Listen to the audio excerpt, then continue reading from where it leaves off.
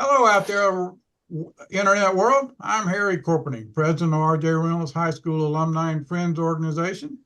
If you've been reading my newsletters I send out, and I assume that's the reason you're looking at this video, because you probably wouldn't know about it any other way, you'll know I graduated from the great class of 68. Well, I'm tickled to death to have three of my fellow classmates here with me today. We'll have Susan Speaks Parrish. You won't have to raise your hand because it's pretty obvious who you are. Woody Fox, you'll raise your hand. David Fuller. These three folks have been involved with the Memorial Scholarship the class of 68 has. Again, if you've been reading my newsletters, you'll know that the alumni since 2009 has been offering two $1,000 scholarships.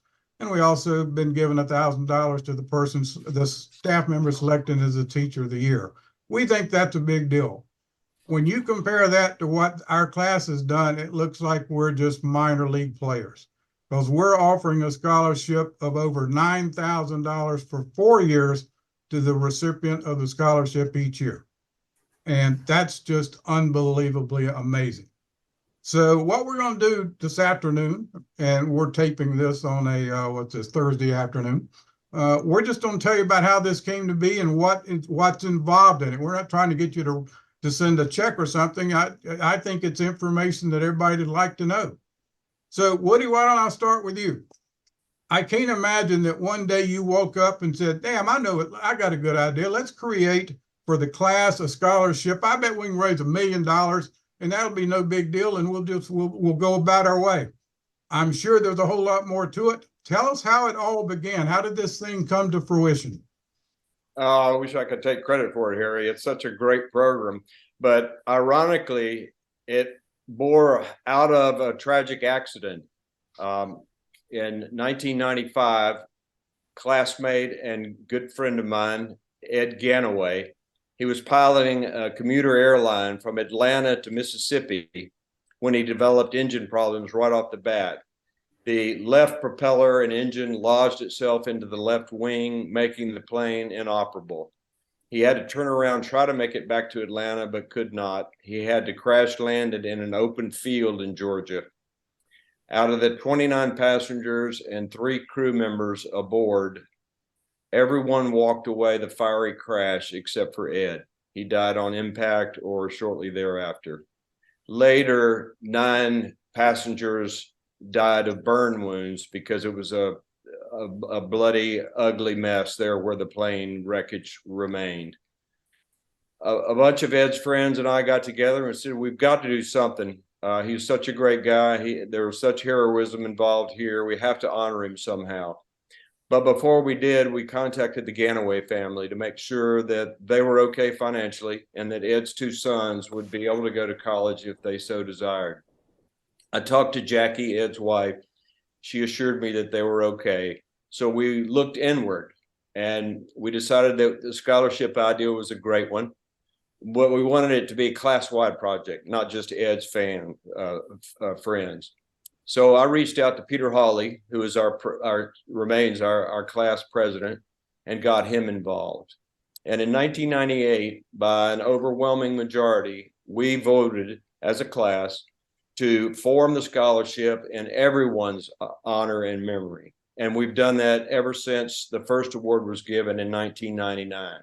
We honor deceased classmates every year for the prior year. We reached out to the Winston-Salem Foundation, not only because they were local, but because they had a stellar track record of scholarships and stewards for scholarships. They helped us write the bylaws that we still live by. Peter and I volunteered to be co-chairs back in '98, and the class voted to keep us there. We did so for 20 some odd years. And I've got to take this moment to say that Peter really was the managing co-chair. I was sort of his sidekick. He gives me all the credit at class reunions, but he shouldn't. I got a standing ovation. Harry, you were in and out at our last reunion, but I got a standing ovation, which really Peter should have received, not me. There have been so many people involved over the years. I wish I could rattle off your names right now, but we're trying to keep this Zoom short, hoping that you'll watch it to the end. So bless you for your involvement with your time and your dollars.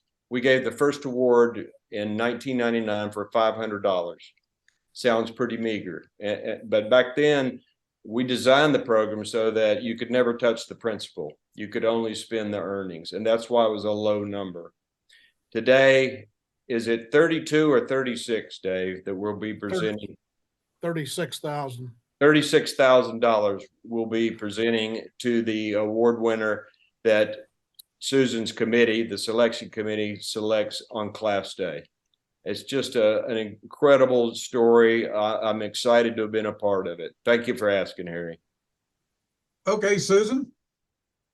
I, as head of the alumni, it's real simple for me to get winners to the scholarship or awardees of the scholarship because the guidance counselors do it for me. You guys, however, because it's such a large scholarship, put restrictions on who can even apply, and then you go about selecting that person. That takes time, effort, et cetera. Explain what goes on a yearly basis every single year so that the final product, i.e. the awardee, is announced. How's that come to be? Well, this year things are a little bit different than they have been in the past year, but I'll start off by how did the students find out about it? And that is through the website that they use at school there, and anybody can actually look at that website, but that's where they find out about the scholarship. And announcements are also made in the homeroom, of course. Through the student services. If they have any questions, student services can lead them, guide them to wherever they need to go. This year, the process is a little bit different than what was in the past, and that is the fact that the students now apply directly through the Winston-Salem Foundation. And they, in that respect, are available. They can it's a one-stop scholarship, so they can apply for one or they can apply for lots of different scholarships that they're qualified for. Our requirements are threefold. We have of course, the first would be the grade point average of 3.5 for pardon me? I wouldn't even dreamed of having a chance to do that. Well, we get them and it's wonderful. The 3.5 and even over 4 points. So it's amazing the scholarship that people are able to attain these days. But that's one requirement. The other is that they're also evaluated, and these are all equally weighted on the academic. Then there's also the community service and also financial need. So all three of those are equally weighted. The selection committee is composed of 5 different members, and it's a fairly simple process to judge the kids that apply. They also, what I appreciate is they're allowed to write a little personal note to explain how the scholarship might affect their lives. And you get to know these kids in a way. It's quite an honor. And for me as the selection chair, I get to notify the student. And I'm telling you, it's a very emotional moment for both of us. And you mentioned Peter. I wanted to say that first student who received that $500, Peter was telling me a little anecdote that he got only quote unquote $500, but for him, it was a mark of confidence. And he went on to become the head of pediatric pharmacology at Moses Cone Hospital in Greensboro. And he also worked part-time on the faculty at UNC Chapel Hill. So even though it was quote unquote only $500, it really meant a lot to him. And I think that the students that receive the scholarship today are also equally inspired by getting this mark of confidence from us. The folks that are on the committee, do they rotate on and off, or is it the same folks over? Yes, we have, it's a 3-year, normally it's a 3-year rotation. You're on it for 3 years.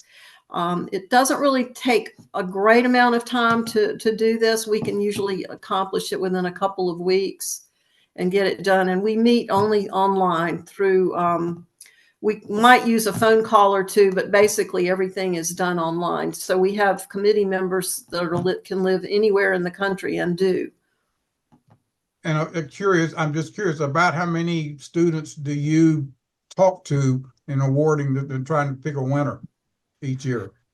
Well, we don't talk to any of them, but looking at their, you mean looking at their scholarship, their application, I'm going to say on average of about 20. We look at about 20. Mm-hmm. Well done. David, $1 million or almost $1 million. It rounded up, it's $1 million, $900,000. How in the world do you go about raising that kind of money over the years? Is it just because of your personality? I wish I could claim that, but I think it's the personalities of all 514 of our classmates. Donors give to a cause because they believe in it. It comes from the heart. And our scholarship started from the heart. As Woody described it, we are all about remembering our classmates. So every year at class day, besides awarding this scholarship, we have a moment of pause for the classmates who have passed in the year prior. It gives all of us an opportunity to think about the short time that we have to spend here, and that this scholarship is a legacy. It's an everlasting scholarship. But aside from the cause, donors give from the heart. We have had a remarkable success over 26 years. Started very small because, as described, we are operating from the earnings of the principal. We're not touching the principal. And we have had organized campaigns, but not a large number of them. Very few. We've had 5 in 26 years that have been purposeful campaigns. Get out the vote kind of deal with a challenge, with an end point in mind. Those have sparked some remarkable results. Most of our contributions, clearly 95%, come from our class. Very few come from outside. If you look at us, you will see we're not spring chickens. At some point in time, we're not going to be here. What happens down the road when we're not? Remarkably, when we thought about this this scholarship, the ease was in making this a legacy campaign for the class of '68. According to our bylaws, the scholarship will survive all of us. It shall remain the class of '68 Memorial Scholarship and will be administered by the Winston-Salem Foundation when we are long gone. Within the guidelines, should there be no Reynolds High School, then the scholarship will revert to Forsyth County schools, again, to be administered by the Winston-Salem Foundation. So in an answer, it survives all of us. The last man standing will be the one to pass that torch to the foundation, and thereafter it will be administered again with the same remembrance of all 514 of us. Good deal. This has been a true pleasure. To all 3 of you. Anything else you want to say? I mean, we've got a bunch of alumni that look at the website that'll come back, and they might in the middle of the night, they can't sleep. And I say, I wonder what the class of '68 scholarship's all about. So they're looking at it. What do you want to tell those 11,000 folks that I send emails to that I don't pretend they all think, oh my God, he sent me an email, let me read it.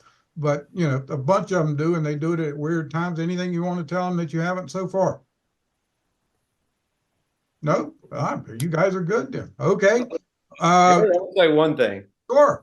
We want to keep this short by design, but you're sort of like Peter. You never pat yourself on the back, but you do so many wonderful things for our beloved high school. All of us just are blessed to have you as our president of the Alumni Association. Thank you for what you do. I'll send you the check after we get through with this. Thank you. Thank you. You're looking at this if you're an alumni because you went to an article about this. In that article will be the link to the website for the scholarship, the official link. It shows all the recipients of the scholarship, tells a little bit about them, tells about the folks who have died in our class. It's an amazing website, and hope you'll take time to look at it. In the meantime, it has been a true pleasure to be with you three. And as I always end up, amid the pines she proudly stands, to her our voices rise. We shall always love her. Dear old Reynolds High. Go Demons. Thanks, guys. Thanks, Harry. Thank you.